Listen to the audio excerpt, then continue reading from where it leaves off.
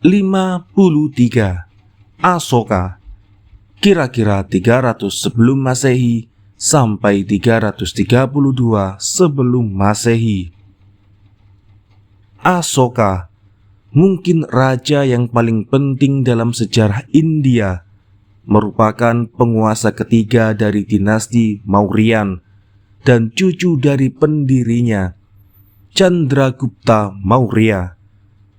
Chandragupta adalah seorang pemimpin militer India yang menaklukkan sebagian besar bagian utara India bersamaan dengan tahun penaklukan Alexander Agung.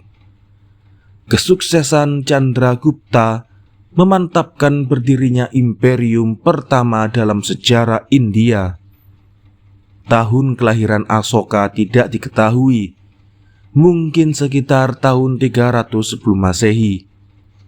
Asoka dinobatkan pada tahun 273 sebelum Masehi. Awalnya Asoka mengikuti jejak kakeknya dan mencoba memperluas daerahnya dengan operasi militer. Dalam 8 tahun kekuasaannya, dia memenangkan perang dengan Kalinga, negara di pantai timur India. Saat ini kira-kira terletak di negara bagian Orissa berada. Tetapi saat dia menyadari korban manusia yang jatuh akibat kemenangannya, Asoka terguncang. 100.000 orang terbunuh dan lebih banyak lagi yang terluka.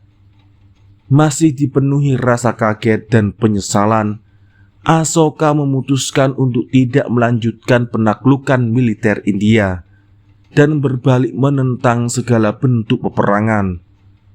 Asoka mengambil Buddha sebagai filosofi religiusnya dan mencoba untuk menerapkan nilai-nilai Dharma yang termasuk di dalamnya kejujuran, kasih sayang, dan anti kekerasan.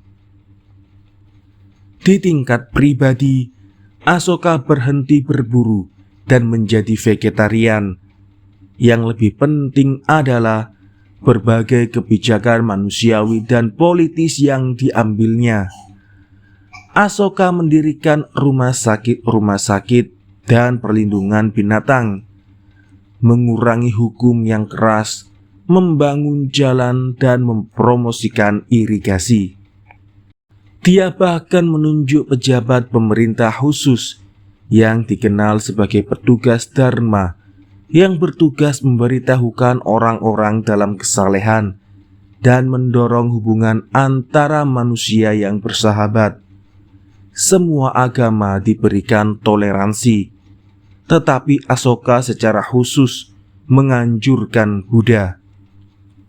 Buddha mengalami peningkatan popularitas yang pesat. Misi-misi Buddha dikirim ke berbagai negara-negara asing dan sangat sukses di Ceylon, saat ini dikenal sebagai Sri Lanka. Asoka memerintahkan agar riwayat hidup dan kebijakan dipahat pada batu dan pilar-pilar di kerajaannya. Banyak monumen yang masih ada sampai sekarang. Distribusinya yang luas menyediakan banyak informasi mengenai luasnya kekuasaan Asoka, dan pahatan-pahatan tersebut merupakan sumber utama pengetahuan mengenai karirnya.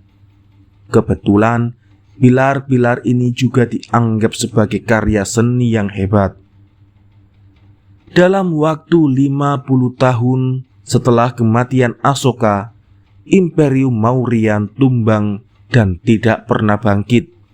Walau begitu, melalui dukungan Asoka terhadap Buddha, pengaruh Asoka terhadap dunia sangat besar. Saat Asoka naik tahta, Buddha merupakan agama lokal yang kecil yang populer hanya di barat daya India.